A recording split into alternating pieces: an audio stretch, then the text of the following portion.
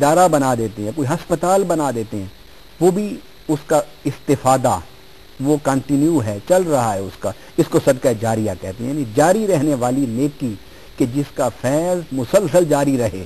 آپ نے کسی غریب کو کھانا کھلایا ہے, یہ بھی صدقہ, لیکن صدقہ جاریہ نہیں ہے کہ وہ کھایا اور ختم ہو گئی بات. صدقہ جاریہ یہ ہے کہ آپ نے ایک ہسپتال بنایا, 2 سال 10 سال 20 سال 100 سال لوگ اس سے مستفید ہوتے رہیں گے.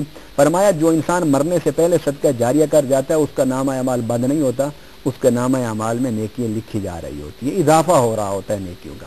دوسرا فرمایا وہ شخص جس نے علم پھیلایا, علم سکھایا, وہ جب مر جاتا ہے تو اس کا نامہ اعمال بھی کھلا رہتا ہے, اس لیے کہ اس نے جن کو سکھایا تھا انہوں نے آگے سکھایا, تو یہ سلسلہ قیامت تک چلتا رہے گا, اس لیے اس کا نامہ اعمال قیامت تک کھلا رہے گا.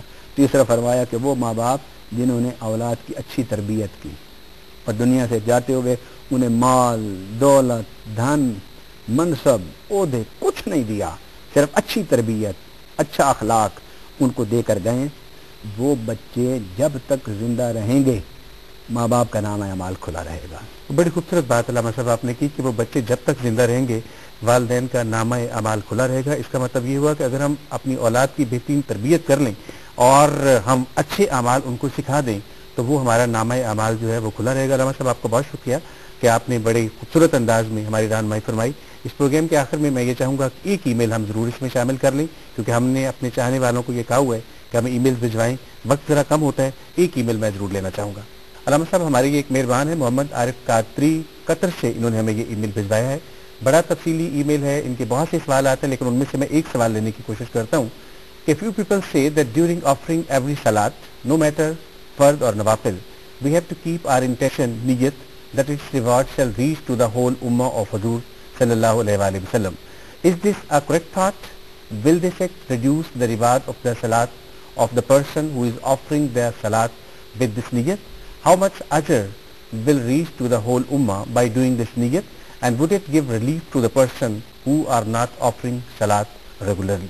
جب ہم یہ نیت کر لیتے ہیں کہ ہماری اس نماز کا ثواب جو ہے وہ پوری امت کو جائے, تو کیا اس طرح سے وہ ثواب امت کو پہنچتا ہے یا اس میں جو نماز پڑھنے والا ہے اس کے اجر میں کوئی کمی بھی واقع ہوتی ہے؟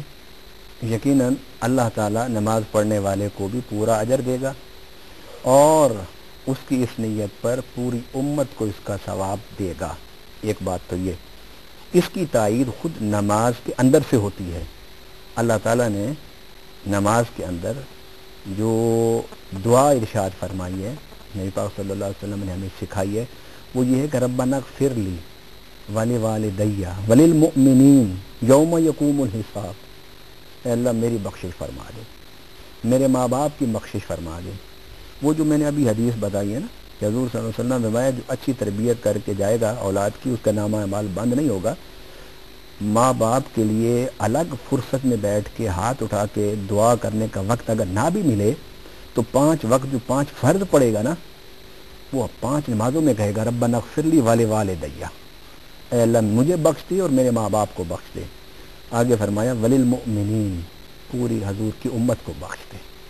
تو نماز کے اندر سے اس کی تائید ہوتی ہے کہ اگر کوئی شخص اس نیت سے نماز پڑھتا ہے تو اس کے نماز میں کوئی ثواب میں کوئی کمی نہیں ہوگی, کیونکہ نبی صلی اللہ علیہ وسلم نے فرمایا کہ اللہ تعالیٰ کے ہاں کوئی خزانوں کی کمی نہیں ہے کہ وہ تمہارے ثواب کو کم کر کے باقیوں کو دے, تمہیں بھی پورا اجر دے گا اور اس کا ثواب پوری امت کو بھی پہنچائے گا. علامہ صاحب بہت شکریہ کہ آپ نے ہماری رہنمائی فرمائی. اگر آپ بھی اس پروگرام میں شامل ہونا چاہیں تو اس کے لیے بڑا آسان سا ہمارا ای میل ایڈریس ہے info@rasool یعنی info@rasool info@rasool@yahoo.com. اس ای میل ایڈریس پر آپ ہم سے مخاطب ہو سکتے ہیں. آج کے اس پروگرام کے آخر میں آپ سے چھوٹی سی بات کرنا ہے کہ تربیت اولاد میری اور آپ کی ذمہ داری ہے.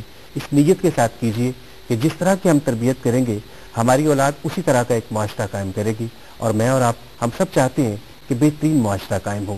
نہ صرف اس دنیا میں ہمیں فائدہ ہوگا بلکہ آنے والے جہانوں میں بھی ہمارے لیے بہت سی آسانیاں ہوں گی اگر ہم اپنی اولاد کی تربیت اللہ تعالیٰ کے بتائے ہوئے اصول و قوانین کے مطابق کریں. اپنے میزبان ریاض خان کو اجازت دیجیے گا. انشاءاللہ اگلے پروگرام میں آپ سے پھر ملاقات ہوگی. تب تک کے لیے اللہ حافظ.